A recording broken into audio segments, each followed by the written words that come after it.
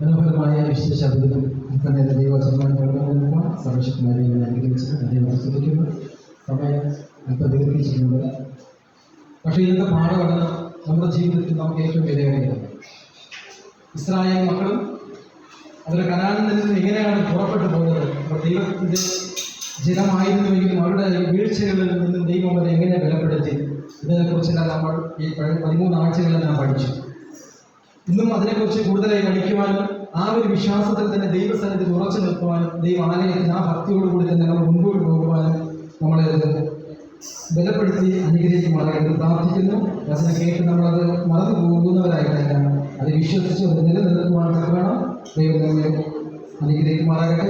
അതിമനോഹരമായിട്ട് തന്നെ പഠിപ്പിച്ചതായ പ്രിയമകന് നിതിൻ മോഹന് ദൈവനാമത്തിൽ നന്ദി പറഞ്ഞുകൊള്ളുന്നു. ഇനിയും നല്ല പാഠങ്ങൾ പഠിപ്പിക്കുവാൻ ദൈവം അനുഗ്രഹിക്കട്ടെ പ്രാർത്ഥിക്കുന്നു. ഇന്ന് അല്പനേരം ചിന്തയ്ക്കായി തിരഞ്ഞെടുത്തിരിക്കുന്ന ഗ്രന്ഥമാണ് വെളിപാടിന്റെ പുസ്തകം 18-ാം അധ്യായത്തിന്റെ 1, 2, 3 വാക്യത്തെ ആസ്പദമാക്കിയാണ് സംസാരിക്കാൻ ആഗ്രഹിക്കുന്നത്.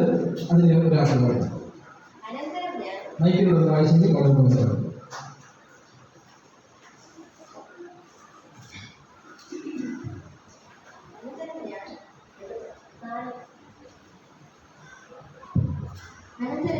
അനന്തരം ഞാൻ വലിയ അധികാരമുള്ള മറ്റൊരു ദൂതൻ സ്വർഗ്ഗത്തിൽ നിന്ന് ഇറങ്ങുന്നത് കണ്ടു. അവന്റെ തേജസ്സിനാൽ ഭൂമി പ്രകാശിച്ചു. അവൻ ഉറക്കെ വിളിച്ചു പറഞ്ഞത്, വീണുപോയി, മഹതിയാം ബാബിലോൺ വീണുപോയി, ദുർഭൂതങ്ങളുടെ പാർപ്പിടവും സകല അശുദ്ധാത്മാക്കളുടെയും തടവും അശുദ്ധിയും അറപ്പുമുള്ള സകല പക്ഷികളുടെയും തടവുമായി തീർന്നു. അവിടെ വേശ്യാവൃത്തിയുടെ ക്രോധമധ്യം സകല ജാതികളും കുടിച്ചു. ഭൂമിയിലെ രാജാക്കന്മാർ അവളോട് വേശ്യാസംഗം ചെയ്യുകയും ഭൂമിയിലെ വ്യാപാരികൾ അവളുടെ പുളപ്പിന്റെ ആധിക്യത്താൽ സമ്പന്നരാവുകയും ചെയ്തു. ദൈവനാമത്തിൽ മഹത്വമുണ്ടാകട്ടെ. 18-ാം അധ്യായം നാം പരിശോധിക്കുമ്പോൾ 17, 18, 19-ാം അധ്യായം നാം പരിശോധിക്കുമ്പോൾ ബാബിലോണിന്റെ ന്യായവിധിയെക്കുറിച്ച് പറയുന്നതായ കാര്യങ്ങളാണ് നമുക്ക് കാണാൻ കഴിയുന്നത്. ഇവിടെ 1-ാമത്തെ വാക്യം എന്താണ് നാം വായിച്ചത്? അനന്തരം ഞാൻ വലിയ അധികാരമുള്ളൊരു ദൂതൻ സ്വർഗത്തിൽ നിന്നും ഇറങ്ങുന്നതായി ഞാൻ കണ്ടു. അവന്റെ തേജസ്സിനാൽ ഭൂമി പ്രകാശിച്ചു. ഇവിടെ പല ദൂതന്മാരെയും നമുക്ക് കാണാൻ കഴിയും. വെളിപാട് പുസ്തകത്തിൽ പല സന്ദേശങ്ങളുമായി വരുന്നതായ പല ദൂതന്മാരും വരുന്നതായി കണ്ടു. എന്നാൽ ഈ ഒരു ദൂതന് പ്രത്യേകതയുണ്ട്. എന്താണ് ആ ദൂതന്റെ പ്രത്യേകത? വലിയ അധികാരമുണ്ടായിരുന്നത്. അതുപോലെ തന്നെ ആ ദൂതന്റെ തേജസ്സിനാൽ ഭൂമി മുഴുവനും പ്രകാശിച്ചു. അപ്പോൾ ഒന്നാമതായ ദൂതനെ കുറിച്ച് നമ്മൾ മനസ്സിലാക്കണം. ഈ ദൂതന്റെ സവിശേഷതകളെ കുറിച്ച് നോക്കുമ്പോൾ അവന് വലിയൊരു അധികാരമുണ്ടായിരുന്നു. ആരുടെ മേലാണ് അധികാരമുള്ളത്? ഭൂമിയിന്മേൽ അധികാരമുണ്ടായിരുന്നു, അല്ലെ?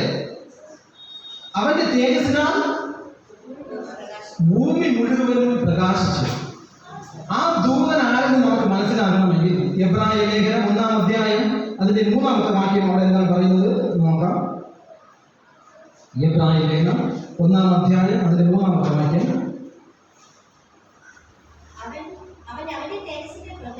അവൻ അവന്റെ തേജസ്സിന്റെ പ്രഭയും തത്വത്തിന്റെ മുദ്രയും സകലത്തെയും തന്റെ ശക്തിയുള്ള വചനത്താൽ വഹിക്കുന്നവനും ആകൊണ്ട് പാപങ്ങൾക്ക് പരിഹാരം ഉണ്ടാക്കിയ ശേഷം ഉയരത്തിൽ മഹിമയുടെ വലതുഭാഗത്ത് ഇരിക്കുകയും അവൻ ദൈവദൂതന്മാരെക്കാൾ വിശിഷ്ടമായ ഒരു നാമത്തിന്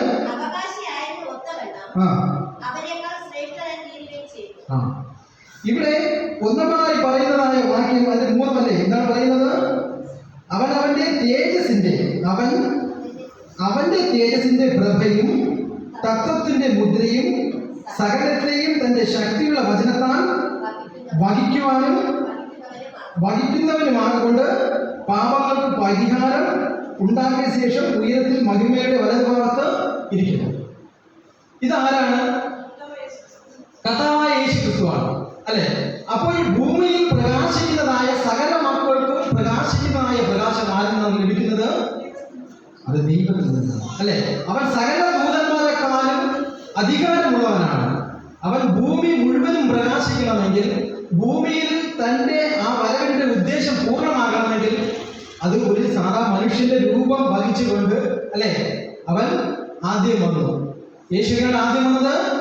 അവനൊരു മനുഷ്യ സ്വരൂപത്തിൽ വന്നു. എന്നാൽ ഇവിടെ നാം നോക്കുമ്പോൾ ദൈവം ഇപ്പോൾ തന്റെ വരവിന്റെ ഉദ്ദേശം കഴിഞ്ഞ് ഇപ്പോൾ എവിടെയാണ് ഇരിക്കുന്നത്? അവൻ സ്വർഗത്തിലിരിക്കുകയാണ്. അവൻ മുഖാന്തരം പാപങ്ങളെന്ന്, അല്ലെ, ആ പാപങ്ങളിൽ നിന്ന് നമ്മളെ ഓരോരുത്തരും എന്ത് ചെയ്തു? തന്റെ അത്ഭുത പ്രകാശത്തിലേക്ക് നമ്മെ വിളിച്ചിരിക്കുകയാണ്. അപ്പോൾ നമ്മെ ഓരോരുത്തരും പ്രകാശം പറഞ്ഞുകൊണ്ട് പാപജീവിതത്തിൽ നയിച്ചതായ നമുക്ക് ഒരു പുതുജീവൻ പകർന്നുകൊണ്ട് അവൻ നിത്യതയിൽ പിതാവിനടുത്തിരിക്കുകയാണ്. അപ്പോൾ ഈ ദൂതൻ ആരാണ്? കർത്താവായ യേശു ക്രിസ്തുവാണ്. അവൻ ഇനി ഒരിക്കൽ വരും. എന്തിനു വേണ്ടിയാണ് വരുന്നത്? മത്തായി 25-ാം അധ്യായം അതിന്റെ 31-ാമത്തെ വാക്യം എന്നാണ് വായിക്കുന്നത്. മത്തായി 25:31. മനുഷ്യപുത്രൻ തന്റെ തേജസ്സോടുകൂടി സകല വിശുദ്ധ ദൂതന്മാരുമായി വരുമ്പോൾ, അല്ലെ? ഇവിടെ ഒന്നാമതായി പറഞ്ഞു മനുഷ്യപുത്രൻ ആദ്യം എങ്ങനെ വന്നത്? ഒരു മനുഷ്യപുത്രനെ പോലെ നമ്മുടെ ഇടയിൽ വന്നത്. എന്നാൽ ഇനി എങ്ങനെയാണ് ദൈവം വരുന്നത്? എങ്ങനെയാണ് വരുന്നത്? തന്റെ തേജസ്സോടു കൂടി വരുമ്പോൾ, വായിക്കാം. തേജസ്സിന്റെ ഒന്നിന്റെ മൊത്തത്തിൽ വായിക്കാം. മനുഷ്യപുത്രൻ തന്റെ തേജസ്സോടുകൂടെ സകല വിശുദ്ധ ദൂതന്മാരുമായി വരുമ്പോൾ അവൻ തന്റെ തേജസ്സിന്റെ സിംഹാസനത്തിലിരിക്കും, അല്ലെ? അവിടെ ദൈവം തേജസ് വഹിക്കുന്നവനാണ്. പിതാവായ ദൈവത്തിൽ നിന്നും ആ തേജസ്സോട് കൂടിയാണ് അവൻ ഭൂമിയിൽ വരികയും ആ നിത്യ തേജസ് നമുക്ക് നൽകുകയും പുത്രനിലോട്ട് നമ്മൾ ആകർഷിക്കുകയും ചെയ്തിരിക്കുന്നത്. അവിടെ എന്ന് താഴോട്ട് നാം വായിക്കുമ്പോൾ അവിടെ ദൈവം ആരെയൊക്കെ വേർതിരിക്കുമെന്ന് നമുക്ക് കാണാം, അല്ലെ? ദൈവം അവിടെ രണ്ടു കൂട്ടരെ വേർതിരിക്കുകയാണ്. എന്താണ് ഇപ്പോൾ വായിച്ചതിന്റെ താഴോട്ട്? അവൻ സകല ജാതികളെയും അവന്റെ മുമ്പിൽ കൂട്ടും, അല്ലെ? അപ്പോൾ ഭൂമിയിലുള്ളതായ സകല മനുഷ്യരെയും ആരുടെ മുമ്പിൽ കൂട്ടും?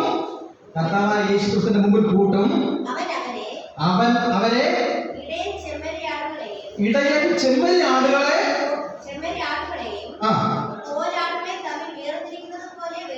വേർതിരിക്കും, അല്ലെ? അവിടെ ദൈവം ആരെയൊക്കെ വേർതിരിക്കും? ചെമ്മരിയാടുകളും കോലാടുകളും തമ്മിൽ വേർതിരിക്കുന്നത് പോലെ അവൻ വേർതിരിക്കും. ഇത് ദൈവത്തിന്റെ ന്യായവിധിയാണ് നമ്മൾ കാണുന്നത്, അല്ലെ? ദൈവത്തിന്റെ വരവിൽ ദൈവം വിശുദ്ധ ദൂതന്മാരുമായി തന്റെ തേജസ്വരൂപത്തിൽ വരുമ്പോൾ ഒരിക്കൽ നമ്മൾ കണ്ടത് ദൈവം തേജസ്സിലാണ് ഒരു മനുഷ്യരൂപത്തിൽ അവൻ പ്രത്യക്ഷനായി നമ്മുടെ ഇടയിൽ പാർത്തു നമുക്ക് കാണാൻ കഴിയും. ഇനി ദൈവം വരുന്നത് അവന്റെ ആ ദിവ്യ തേജസ്സോടു കൂടിയാണ് വരുന്നതായി നമുക്ക് കാണാൻ കഴിയും. ഇവിടെ നാം വെളിപാട് പുസ്തകം നാം പരിശോധിക്കുമ്പോൾ നാം മനസ്സിലാക്കുക ആ 1 മുതൽ 3 വരെയുള്ള വാക്യങ്ങളാണ് ഞാൻ അല്പം ചിന്തിക്കാൻ തക്കണം ആഗ്രഹിക്കുന്നത്. ഇവിടെ 17-ാം അധ്യായം ബാബിലോണിനെ നാം ചിത്രീകരിക്കുന്നത് എങ്ങനെയാണ്? ഒരു മതപരമായ രീതിയിൽ ചിത്രീകരിക്കുന്നത്. 17-ാം അധ്യായം ബാബിലോണിനെ ഒരു മതപരമായി ചിത്രീകരിക്കുമ്പോൾ 18-ാം അധ്യായം അവിടെ ഒരു വാണിജ്യപരമായ ബാബിലോണിനെ ചിത്രീകരിക്കുന്നു. ഒന്നാമതായി 17-ാം അധ്യായം എങ്ങനെയാണ് ചിത്രീകരിക്കുന്നത്? ഒരു മതപരമായി ചിത്രീകരിക്കുന്നു, ഒരു മതപരമായ നിലയിൽ ചിത്രീകരിക്കുമ്പോൾ 18-ാം അധ്യായത്തിലേക്ക് നാം വരുമ്പോൾ അവിടെ എങ്ങനെയാണ് ചിത്രീകരിക്കുന്നത്? അവിടെ ബാബിലോണിൽ ചിത്രീകരിക്കുന്നത് ഒരു വാണിജ്യപരമായി ചിത്രീകരിക്കുകയാണ്. ഈ നിലയിൽ നിന്ന് നാം നോക്കുമ്പോൾ ഇവ രണ്ടും എങ്ങനെയാണ് ഒരുപോലെ ഇന്ന് നമുക്ക് കാണാൻ കഴിയും. ഇന്ന് നമ്മുടെ കാലഘട്ടത്തിൽ ബാബിലോണിയമായ ഒരുപാട് പ്രവൃത്തികൾ ആരുടെ ഇടയിലുണ്ട്? ക്രിസ്തീയ ഗോളത്തിൽ ഇന്ന് ഉണ്ട്. അതുപോലെ തന്നെ മറ്റ് ഏത് മേഖലകൾ നോക്കിയാലും, ഇന്ന് എവിടെയുള്ള ആരാധനകൾ നാം നോക്കിയാലും അവരുടെ ഇടയിലെല്ലാം എന്തുണ്ട്? ബാബിലോണിയമായ പ്രവൃത്തി ഇന്ന് നിലനിൽക്കുന്നതായി കാണുന്നു. അപ്പോൾ ഈ ബാബിലോണിയമായ പ്രവൃത്തി നിലനിൽക്കുമ്പോൾ നമ്മൾ വിശുദ്ധ ജനമാകുന്ന നമ്മൾ എങ്ങനെയാണ് അവിടെ നാം ആയിരിക്കേണ്ടതെന്ന് ദൈവവചനം നമ്മളോട് പറയുന്നു, അല്ലെ? അതിന് താഴോട്ട് നമ്മൾ 2-ാമത്തെ വാക്യം വായിക്കാം. അവൻ ഉറക്കെ വിളിച്ചു പറഞ്ഞത് വീണുപോയി, മഹതിയാം ബാബിലോൺ വീണുപോയി. വായിക്കാം. ഇവിടെ ഒന്നാമതായി ദൂതൻ വിളിച്ചു വിളിച്ചു പറയുന്നതായ സന്ദേശം എന്താണ്?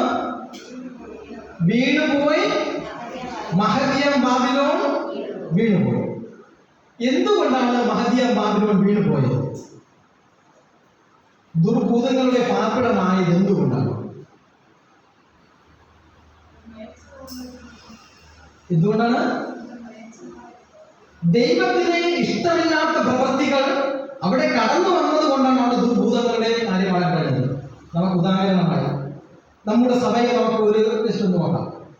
നമ്മുടെ സഭയിൽ ദൈവത്തിന് കൊടുക്കേണ്ടതായ വിശുദ്ധ ആരാധന, വിശുദ്ധ യാഗം, വിശുദ്ധ പ്രാർത്ഥന, ആ ദൈവ മഹത്വം എല്ലാം നാം ദൈവത്തിന് കൊടുത്ത് നാം ദൈവത്തെ ആരാധിക്കുന്നുവെങ്കിൽ നമ്മുടെ ഇടയിൽ എന്തുണ്ടാകും? ദൈവിക സാന്നിധ്യം ഉണ്ടാകും, പരിശുദ്ധാത്മാവിന്റെ നടത്തിപ്പുണ്ടാകും, അല്ലെ? അപ്പോൾ എല്ലാ മഹത്വവും മാനവും പുകഴ്ചയും എല്ലാം ആർക്കാണ്? ദൈവത്തിന്.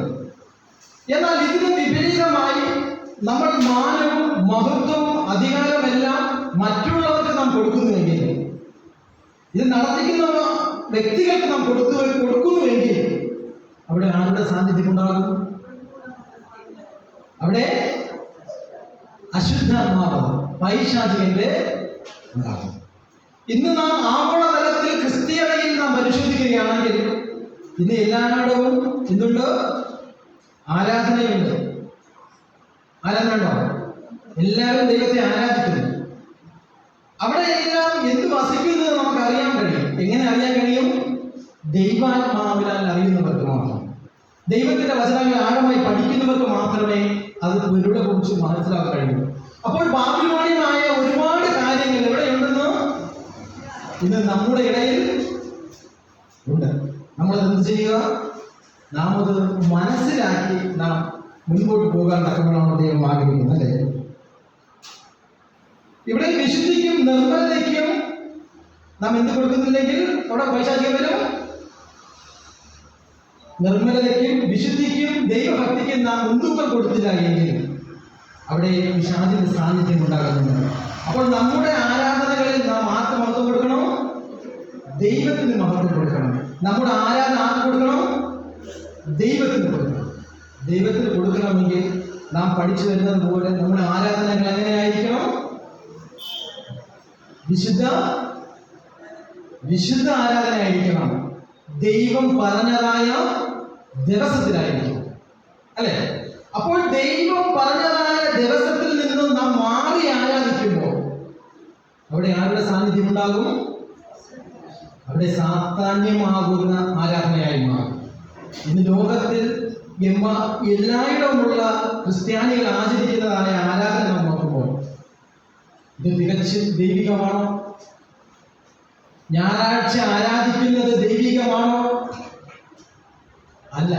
അതെല്ലാം എവിടെ നിന്ന് വന്നതാണ്? അതെല്ലാം ബാബിലോണിയമാണെന്ന് നമുക്ക് കാണാൻ കഴിയും. എന്നാൽ അവിടെ നിന്നെല്ലാം നമ്മുടെ ജീവിതത്തിൽ നാം അതെല്ലാം മനസ്സിലാക്കേണ്ടത് ഏറ്റവും ആവശ്യമാണ്. അതിന് രണ്ടാമത്തെ വാക്യം എന്താണ് വായിച്ചത്? വീണുപോയി, ദുർഭൂതങ്ങളുടെ പാർപ്പിടവും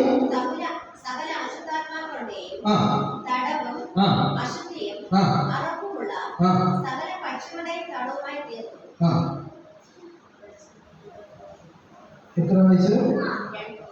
മൂന്നാമത്തെ വാക്യം വായിക്കണം.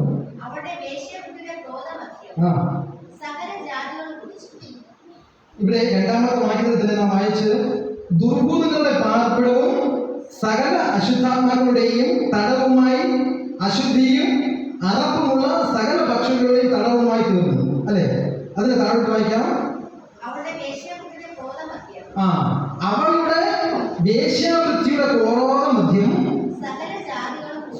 സകല ജാതികളെ കുറിച്ച്.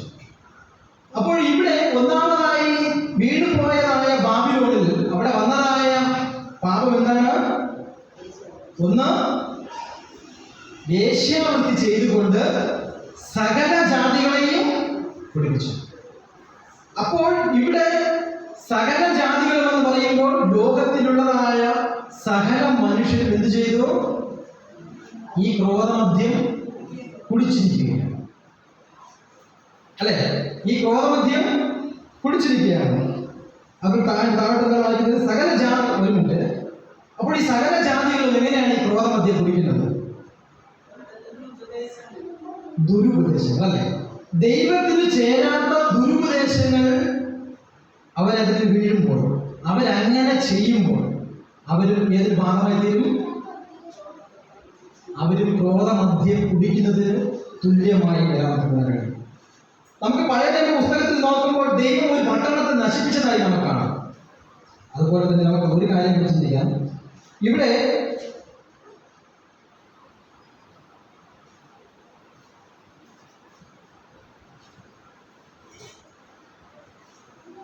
അതിന്റെ 3-ാമത്തെ വാക്യം, ക്രോധമദ്യം കുടിച്ചു. അതെ, ഇവിടെ വേശ്യാവൃത്തിയുടെ ക്രോധമദ്യം എന്ന് പറയുമ്പോൾ അതിന് ഗ്രീക്കിൽ കൊടുത്തിരിക്കുന്നത് വാക്യം എന്ന് പറയുന്നത് ഫോർണിയോ എന്നാണ്. ആ പദത്തെ വിഭജിച്ച് നോക്കുമ്പോഴേക്കും 4-5 തരത്തിലുള്ള കാര്യങ്ങൾ അതിനെക്കുറിച്ച് നമുക്ക് കാണാൻ കഴിയും. ഒന്ന്, വ്യഭിചാരം ചെയ്യുക, അതുപോലെ തന്നെ വേശ്യാവൃത്തി ചെയ്യുക, മൂന്നാമതായി അവിവാഹിതർ തമ്മിലുള്ള ലൈംഗിക ബന്ധത്തെ സൂചിപ്പിക്കുന്നു, അതുപോലെ തന്നെ സുവർഗരതിയെ സൂചിപ്പിക്കുന്നു, അതുപോലെ മൃഗവേഴ്ച സൂചിപ്പിക്കുന്നു. ഈ തരത്തിലുള്ള കാര്യങ്ങളെല്ലാം ഈ വാക്കിൽ നിന്ന്, ഈ ഫോർണിയോ എന്ന ഗ്രീക്ക് പദത്തിൽ നിന്നും അതിലടങ്ങിയിരിക്കുന്നതായ വാക്കുകളാണ്. അപ്പോൾ ദൈവം ഈ ക്രോധകലശം ഒഴിക്കേണ്ടതായ കാര്യവും ഇവരുടെ ന്യായം വിധിക്കേണ്ടതായ കാര്യവും ഇവരുടെ പാപം എന്ത് ചെയ്തിരിക്കുകയാണ്? അത് ആകാശത്തോളം എത്തിയിരിക്കുന്നതായി കാണാം, അല്ലെ? ഇവിടെ സകല ജാതികളും കുടിച്ചു എന്ന് പറയുമ്പോൾ ദൈവം ഇവരുടെ പാപങ്ങളെ എന്ത് ചെയ്തിരിക്കുകയാണ്? സ്വർഗത്തോളം എത്തിയിരിക്കുക, അത്രത്തോളം പാപം ചെയ്തതായി കാണുന്നു. നമുക്ക് അബ്രഹാമിന്റെ ജീവിതത്തിൽ പോകുമ്പോഴേക്കും അവിടെ എന്താണ് ലോകത്തുമായിട്ട് വരുന്നതായ സന്ദർഭം നമുക്ക് കാണാം, അല്ലെ? സോദോം ഗൊമോറ എന്ന പട്ടണം എങ്ങനെയാണ് നശിപ്പിക്കപ്പെടാൻ പോയത്? കാരണം സോദോം പട്ടണം എങ്ങനെയാണ് നശിപ്പിക്കാൻ കാരണമായി തീർന്നത്? ആ പട്ടണത്തിൽ വന്നതായ കാര്യങ്ങൾ, അവരുടെ ജീവിത ശൈലികൾ എങ്ങനെയുള്ളതായിരുന്നു? അവർ സ്വവർഗാനുരാഗികളായിരുന്നു, അല്ലെ? പുരുഷനോട് കാമിക്കുന്നതായ ജീവിത ശൈലിയായിരുന്നു അവിടെ. ആ വാക്യങ്ങൾ തന്നെ നമ്മൾ പഠിക്കുമ്പോഴേക്കും അവിടെ ലോകത്തിന്റെ ഭവനത്തിൽ അവിടെ നിന്ന് 2 ദൈവദൂതന്മാർ വരുന്നതായ സന്ദർഭം നമുക്കറിയാം, അല്ലെ? ആ 2 ദൈവദൂതന്മാർ വരികയും അവിടെ ലോകത്തിന്റെ ഭവനത്തിൽ പ്രവേശിക്കുന്നതായ സമയത്തിൽ ആ പട്ടണത്തിലുള്ള സകല മനുഷ്യരും, പുരുഷന്മാർ ഇവിടെ വന്നു ലോകത്തിന്റെ ഭവനത്തിൽ വരുന്നു. നിന്റെ അവരെ വിടുക, അവരുമായിട്ട് പോയിക്കട്ടെ എന്ന് പറഞ്ഞുകൊണ്ട് വരുന്നതായ സന്ദർഭം, അല്ലെ? അവിടെ അത്തരത്തിലുള്ള മ്ലേച്ഛതകൾ അവിടെ തിങ്ങി നിറഞ്ഞിരുന്നതായ ഒരു സമൂഹമാണ്. ലോകത്തിന്റെ ജീവിതത്തിൽ നോക്കുമ്പോൾ അവൻ എങ്ങനെയാണ് വന്നതായ വഴി നോക്കുമ്പോൾ അത് നമുക്കറിയാം. ഒന്നുമില്ലായ്മയിൽ നിന്ന് വന്നതാണ്. പക്ഷേ തന്റെ ജീവിതത്തിൽ അവൻ നീരോട്ടമുള്ള പ്രദേശം അവൻ ആഗ്രഹിച്ചു. എങ്ങനെയാണ്? നീരോട്ടമുള്ള പ്രദേശം അവൻ ആഗ്രഹിച്ചു അവന്റെ ജീവിതത്തിൽ. ഇത് നമ്മളും അങ്ങനെയാണ്. നമ്മുടെ ജീവിതത്തിൽ നമ്മളും സമ്പൽ സമൃദ്ധിക്ക് വേണ്ടി ദൈവത്തിന്റെ കൽപ്പനകളെ മാറ്റി നാം നിഷ്ഠ ദിവസത്തിൽ നാം എന്ത് ചെയ്യുന്നു? നമ്മൾ ഓരോരുത്തരും ദൈവത്തിൽ നിന്ന് അകന്നു നാം ജോലി തേടി, അല്ലെ, അധ്വാനിക്കും, പണമുണ്ടാക്കാൻ വേണ്ടി നാം ഇന്ന് പോകുന്നവരാണ്. ആരെ പോലെ? സോദോമിൽ വസിച്ചതായ മക്കളെ പോലെ, അല്ലെ? ദൈവം അവരെ ന്യായം വിധിക്കുവാൻ തക്കവണ്ണം ദൈവത്തിനൊരു പദ്ധതി ഉണ്ടായിരുന്നു, അല്ലെ? അവരുടെ ജീവിത ശൈലി കൊണ്ട് അവരെങ്ങനെയാണ്? അവരുടെ പാപം നിമിത്തം ആ പട്ടണം നശിപ്പിക്കപ്പെട്ടതായി കാണുന്നു. എന്നാൽ ഇവിടെ നാം വെളിപാട് പുസ്തകം നാം വായിച്ചപ്പോൾ ഇവിടെയും അവിടെ സകല മനുഷ്യരും എങ്ങനെയാണ്? ഇത്തരത്തിലുള്ളതായ മ്ലേച്ഛതകൾ, ദൈവസന്നിധിയിൽ അറപ്പുളവാക്കുന്നതായ മ്ലേച്ഛതകൾ ഇന്ന് ഭൂമിയിൽ നിറഞ്ഞു നിൽക്കുന്നു. നമ്മുടെ രാജ്യത്തും അപ്രകാരമാണ്. നമ്മുടെ രാജ്യത്ത് അപ്രകാരമാണോ? നമ്മുടെ രാജ്യത്തും അപ്രകാരമാണ്. നമുക്കും നിയമങ്ങൾ വന്നിട്ടുണ്ടല്ലേ? നമുക്കും ആ നിയമങ്ങൾ അനുസരിച്ചിട്ടുണ്ട്. നമ്മളെ ഇന്ത്യയിലും സ്വവർഗാനുരാഗികൾക്ക് എന്ത് ചെയ്യാം?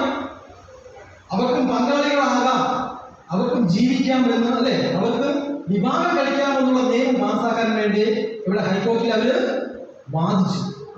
പക്ഷേ ഹൈക്കോടതി എന്ത് പറഞ്ഞു? നിങ്ങൾക്ക് ഇതൊരിക്കലും നിങ്ങൾക്ക് വിവാഹം കഴിക്കാനുള്ളതായ ആ നടപടി ശരിവയ്ക്കുന്നില്ല ഹൈക്കോടതി പറഞ്ഞു. പക്ഷെ നിങ്ങൾക്ക് ഒരുമിച്ച് ജീവിക്കാം എന്നുള്ളത് അവർ പറഞ്ഞു. അപ്പോൾ നമ്മുടെ ദേശത്തും നമ്മുടെ രാജ്യത്തും അങ്ങ് സോദോമിൽ നടന്നതായ പ്രവർത്തനങ്ങളിൽ നിന്നും എവിടെ നടക്കുന്നുണ്ട്? നമ്മുടെ ദേശത്തിൽ നടക്കുന്നുണ്ട്. ആ സകല മ്ലേച്ഛതകളിൽ നിന്ന് നമ്മളും സ്വീകരിക്കുന്നതായി കാണുന്നു. അതിന്റെ താഴോട്ട് എന്നാണ് പറയുന്നത്? സകല ജാതികളും കുടിച്ചോ. ഭൂമിയിലെ രാജാക്കന്മാർ അവളോട് വേശ്യാസംഗം ചെയ്യും. ഒന്ന് മതി. ഇവിടെ ഒന്നാമതായി ആരാണ് കുടിച്ചത്? സകല ജാതികളും കുടിച്ചു, ആ സകല മനുഷ്യരും കുടിച്ചു. രണ്ടാമതായി കുടിച്ചത് ആരാണ്? ഭൂമിയിലെ രാജാക്കന്മാർ. അപ്പോൾ ഭൂമിയിലെ രാജാക്കന്മാർ എന്ന് പറയുമ്പോൾ ഒരു രാജ്യത്തെ പ്രതിനിധാനം ചെയ്യുന്നത് ആരാണ്? ആ രാജ്യത്തിലെ രാജാവ്, അല്ലെ? ഇന്ന് നമുക്കും ആരുണ്ട്? നമ്മുടെ രാജ്യത്തിന് ഒരു മേലധികാരിയുണ്ട്. അപ്പോൾ അങ്ങനെയുള്ള നിയമങ്ങളൊക്കെ പാസ്സാക്കി വരുന്നത് ആരാണ്? നമ്മുടെ രാജ്യത്തിലെ ഉന്നത അധികാരികളാണ്. അവരാണ് ഈ മ്ലേച്ഛതകളിലെല്ലാം ശരിവെച്ചു കൊടുക്കുന്നത്, അല്ലെ? ഇങ്ങനെയുള്ളതായ ആ പ്രവർത്തനങ്ങൾ സകല മനുഷ്യരിലേക്ക് വരുമ്പോൾ നമ്മുടെ രാജ്യം അത് അംഗീകരിച്ച് പറയുമ്പോൾ അവിടെ സകല മനുഷ്യരും ഇതിലെന്ത് ചെയ്യുന്നത്? ഇതിൽ പങ്കാളികളാകുന്നു, ഭാഗമായി തീരുന്നത് നമുക്ക് കാണാൻ കഴിയും. അപ്പോൾ സകല മനുഷ്യരും ഈ പ്രക്രിയയിൽ നടക്കുകയാണ്. രാജാക്കന്മാരും എന്ത് ചെയ്യുന്നുണ്ട്? ഇത് സ്വീകരിച്ച് നമ്മുടെ രാജ്യത്ത് നമ്മെ എന്ത് ചെയ്യുന്നു? ഇത് ഫലമെടുക്കുന്നു. എന്നാൽ ഇന്നീ കാലഘട്ടത്തിൽ നാം ഒന്ന് നമ്മൾ ഈ മാധ്യമങ്ങളെ തന്നെ പരിശോധിക്കുമ്പോൾ ഒന്ന് നമുക്ക് കാണാൻ കഴിയും.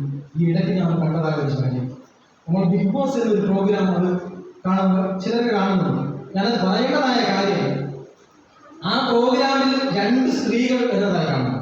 അവരും എങ്ങനെയുള്ളവരാണ്? 2 സ്ത്രീകൾ, അവരും സ്വവർഗ രതികളിൽപ്പെട്ടവരാണ്. അവർക്ക് എന്ത് ചെയ്യാം? ഇവിടെയും ഒരു പ്ലാറ്റ്ഫോം ഉണ്ടാക്കി മനുഷ്യനെ തെറ്റായ രീതികളിൽ പഠിപ്പിക്കുമ്പോൾ അതിന് പ്രൊമോട്ട് ചെയ്യുന്നതായ അതിന്റെ ആകെ മോഹൻലാലിനെ കാണാം. ഞാനിത് പറയുന്നതായ കാര്യം മനസ്സിലാക്കുക. ഇന്ന് ലോകത്തിൽ ബാബിലോണിയമായതെല്ലാം നമ്മുടെ ഇടയിലുണ്ട്. ഇതെല്ലാം അറിഞ്ഞു വേണം ഒരു വിശ്വാസം ജീവിക്കേണ്ടത്, നമ്മുടെ മക്കളെ നമ്മൾ പഠിപ്പിക്കേണ്ടത്, അല്ലെ? ഇന്ന് അത് പ്രൊമോട്ട് ചെയ്യുന്ന സകല രാജ്യങ്ങളും കാണാം. അമേരിക്കയിലും എല്ലാം അവിടെ എന്തുകൊണ്ട്? അവർ തമ്മിൽ വിവാഹം കഴിച്ചു കൊടുക്കുന്നു. എവിടെ വിവാഹം കഴിച്ചു കൊടുക്കുന്നു? അനേക ദൈവദാസന്മാർ വിവാഹം കഴിച്ചു കൊടുക്കുന്നതായി നമുക്ക് കാണാം. അങ്ങ് ദൂരം നടന്നത് ഇപ്പോഴും എവിടെ നടക്കുന്നു? നമ്മുടെ ദേശത്ത് നടക്കുന്നു, അല്ലെ? അപ്പോൾ നമ്മളും അതിൽ എന്ത് ചെയ്യുന്നുണ്ട്? ഭാഗമായി നമ്മൾ ജീവിക്കുന്നുണ്ടെന്ന് മനസ്സിലാക്കുക. ഇതെല്ലാം എവിടെ നിന്ന് വന്നതാണ്? ഇതെല്ലാം ബാബിലോണിയമാണ്, അല്ലെ? അപ്പം ദൈവത്തിന് ഹിതമല്ലാത്തത് ചെയ്യുന്നത്, ദൈവവചനത്തിന് വിപരീതമായി നാം പ്രവർത്തിക്കുന്നത് ഓരോന്നും ബാബിലോണിയമാണെന്ന് നാം മനസ്സിലാക്കുക, അല്ലെ? അടുത്ത് അതിന്റെ താഴോട്ട് മാറ്റി എന്നാണ് പറയുന്നത്? ഭൂമിയിലെ വ്യാപാരികൾ അവളുടെ കുളപ്പിന്റെ ആധിക്യത്താൽ സമ്പന്നരാകുകയും ചെയ്യും. മൂന്നാമതായി ആരാണ്? ഭൂമിയിലെ വ്യാപാരികൾ അവളുടെ കുളപ്പിന്റെ ആധിക്യത്താൽ സമ്പന്നരാകുക. ഇതെന്താണ് നാം മനസ്സിലാക്കേണ്ടത്? ഇതെങ്ങനെയാണ് നാം മനസ്സിലാക്കുന്നത്? നമുക്ക് എല്ലാവർക്കും അറിയാം, ക്രിസ്മസ് നമുക്ക് എല്ലാവർക്കും അറിയാം. ക്രിസ്മസ് എന്നൊരു ദിവസം അവിടെ എന്താണ് സംഭവിക്കുന്നത്?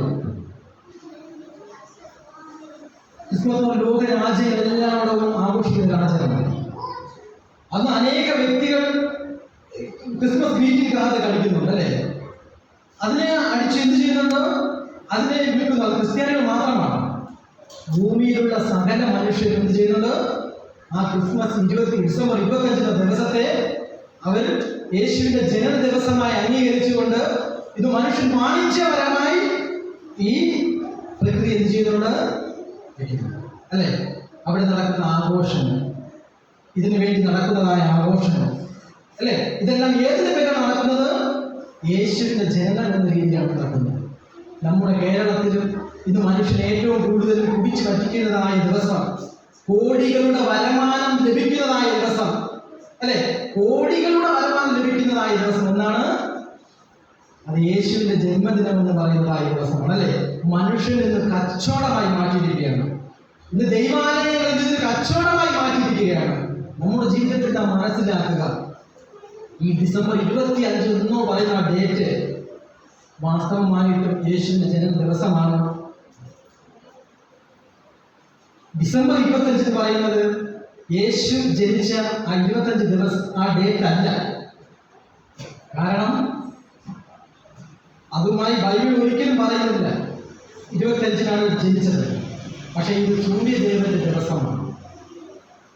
അങ്ങ് യൂറോപ്പിലുള്ളതായ വിശ്വാസികൾ, ആ ജാതികളായിരുന്ന യൂറോപ്പിലുള്ള വിശ്വാസികൾ, അവർ യേശുവിനെ സ്വീകരിച്ചു വന്ന് അവരുടെ ആചാരം അല്ലെ, അവർ യേശുവിനെ ആചരിക്കുകയും ഈ ദിവസം അവര് യേശുവിന്റെ ജന്മദിനമായി ആചരിക്കുകയും ചെയ്തു.